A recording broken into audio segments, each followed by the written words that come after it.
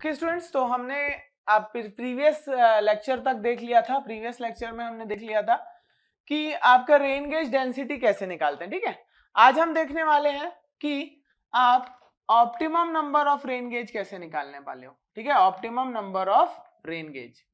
Okay, इसका formula देखने वाले हैं आज हम। Okay, optimum number of rain gauge का फॉर्मूला। ओके, सो यहाँ पे आपको पता है कि अगर आपको ऑप्टिमम नंबर चाहिए, ठीक है, मान लो आपने एक जगह पे 4 से 5 रेन गेज लगाए हुए हैं, है ना। अब आपको चेक करना है कि क्या वो ऑप्टिमम नंबर है रेन गेज का। तो आप क्या करोगे, coefficient of variation divided by error और इसका स्क्वायर करते हो। ठीक है, अब आप बोलोगे कि सर ये कोफिशिएंट ऑफ वेरिएशन कैसे निकालते हैं हम।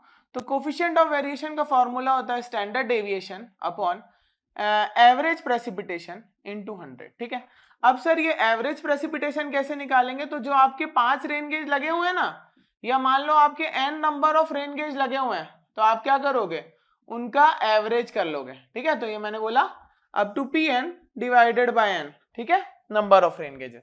और सर ये स्टैंडर्ड डेविएशन कैसे निकालूंगा मैं। ये जो आपका एवरेज आया है ना, हर वैल्यू को इससे माइनस करते जाओ आप।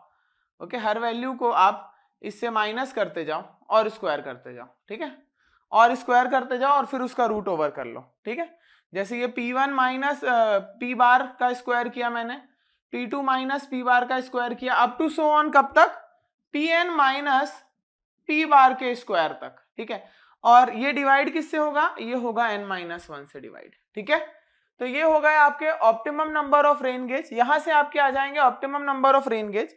अब इनमें ध्यान देने वाली बात क्या है, इसमें ध्यान देने वाली बात क्या है कि ये जो ई होता है, जनरली ये जो ई होता है वो 10% लिया जाता है। ठीक है, याद रखना ये ई क्या है, ये है error in calculation of average mean rainfall. ठीक है, जब आप मीन रेनफॉल निकाल रहे थे तब जो एरर आया था उसको हम जनरली 10% कंसिडर करते हैं। ठीक है, और इसमें एक बात बहुत इंपॉर्टेंट है, इसमें एक बात और इंपॉर्टेंट है कि जब आप optimum number of rain gauges निकालते हो तो कई बार आपको नॉन रिकॉर्डिंग और रिकॉर्डिंग पूछ लेता है।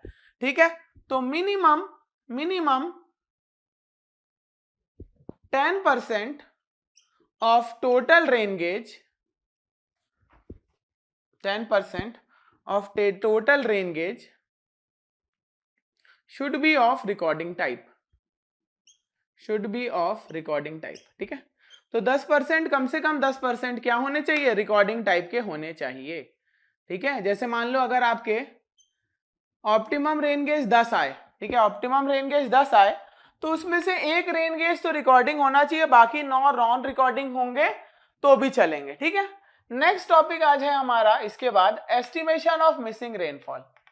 Estimation of missing rainfall, estimation of missing rainfall. ठीक है, अब क्या होता है, कई बार आपका रेन गेज खराब हो जाता है। ठीक है, तो आपकी रेनफॉल वहां की मिस हो जाती है। ठीक है, तो अगर इसके लिए आपको 2 टर्म समझना जरूरी है कि एनुअल एवरेज एनुअल प्रेसिपिटेशन क्या होता है ना, या आप बोल सकते हो एनुअल एवरेज प्रेसिपिटेशन क्या होता है, और दूसरा हम देखेंगे नॉर्मल प्रेसिपिटेशन क्या होता है। ठीक है, तो पहले मैं आपको बता देता हूं average annual precipitation, average annual precipitation. इसमें आप क्या करते हो, इसमें आप क्या करते हो, average of last 35 year data, है ना, आप क्या करते हो इसमें average of last 35 year data. ठीक है, 35 ईयर, लास्ट 35 ईयर का डेटा को एवरेज कर लेते हो, जो वैल्यू आती है उसको बोलते हो आप एवरेज एनुअल प्रेसिपिटेशन। इंडिया का ये 119 सेंटीमीटर है। ठीक है, जनरली 119 सेंटीमीटर आप लेते हो average annual precipitation of India. Okay, next अगर मैं बात करूं कि नॉर्मल प्रेसिपिटेशन क्या होता है, नॉर्मल प्रेसिपिटेशन। ठीक है, नॉर्मल प्रेसिपिटेशन, तो ये हम किसी पर्टिकुलर डेट, ओके, ये होता है एवरेज ऑफ किसी पर्टिकुलर डेट, किसी पर्टिकुलर मंथ या किसी पर्टिकुलर ईयर के लिए होता है, फॉर पर्टिकुलर मंथ, डेट और ईयर। ठीक है, किसके लिए हो रहा है ये, फॉर पर्टिकुलर मंथ, डेट और ईयर। जैसे आपको अगर आज की डेट ले लेते हैं, आज की डेट ले लेते हैं, आज की डेट क्या है, आज की डेट है 9 अक्टूबर, है ना। तो अगर मैं 9 अक्टूबर का नॉर्मल प्रेसिपिटेशन निकालना चाहता हूं तो मैं पिछले 30 साल में जितने भी 9 अक्टूबर आए हैं उन और 9 अक्टूबर को जितनी भी बारिश हुई है उसका एवरेज कर दूंगा। तो मैं क्या कर रहा हूं, एवरेज ऑफ लास्ट 30 ईयर। ठीक है, हो गया अपना। चलिए अब हम देखते हैं कि मिसिंग रेनफॉल डेटा के लिए दो मेथड होती हैं जनरली, है ना। वैसे तो एक इनवर्स वाली भी होती है लेकिन वो आपको इतनी कराई नहीं जाती है। ठीक है, एक इनवर्स वाली मेथड भी होती है लेकिन वो करा नहीं जाती है। ठीक है, अगर वैल्यू में ज्यादा वेरिएशन नहीं है, ओके, अगर वेरिएशन इज लेस देन 10%, तो मैं यूज करूंगा, मैं कौन सी मेथड यूज करूंगा, मैं करूंगा अर्थमेटिक मीन मेथड। ओके, मैं यूज करूंगा अर्थमेटिक मीन मेथड। ठीक है, मैं यूज करूंगा अर्थमेटिक मीन मेथड। ओके, और अगर वेरिएशन मोर देन 10% है, वेरिएशन मोर देन 10% है, तो मैं यूज करूंगा normal ratio method.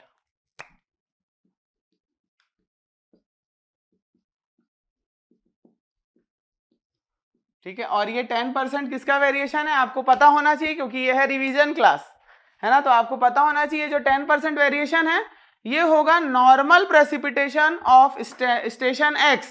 Station x कौन सा है, जो आपका मिसिंग है वो स्टेशन एक्स है। ठीक है, उससे 10%, उससे बाकी स्टेशन का जो नॉर्मल प्रेसिपिटेशन आ रहा है वो 10% से ज्यादा वेरी नहीं होना चाहिए, किससे, स्टेशन एक्स से। ठीक है, तो अर्थमेटिक मीन का फॉर्मूला होता है बहुत सिंपल, इसमें आप x की वैल्यू कैसे निकाल लेते हो, P1 plus P2 plus P3 plus up to Pn divided by n करके। ठीक है, इसमें आप नंबर ऑफ स्टेशन कितने लोगे, जितने की आपको वैल्यू पता है, मिसिंग वाला आप काउंट नहीं करोगे। ठीक है, और नॉर्मल रेशियो मेथड का फॉर्मूला क्या होता है, इसमें आप नॉर्मल प्रेसिपिटेशन को यूज करते हुए nx divided by n P1 upon N1 plus P2 upon N2 plus up two plus Pn upon Nn, इसमें भी n की वैल्यू क्या होगी, ये वो नंबर ऑफ स्टेशंस होंगे जिनका आपको वैल्यू पता होगा। ठीक है, तो आज के लिए इतना ही। आज हमने दो टॉपिक का रिवाइज किया, एक हमने देखा optimum number of rain gauge, एक हमने देखा एस्टिमेशन ऑफ मिसिंग रेनफॉल। कल हम देखेंगे प्रेजेंटेशन ऑफ डेटा।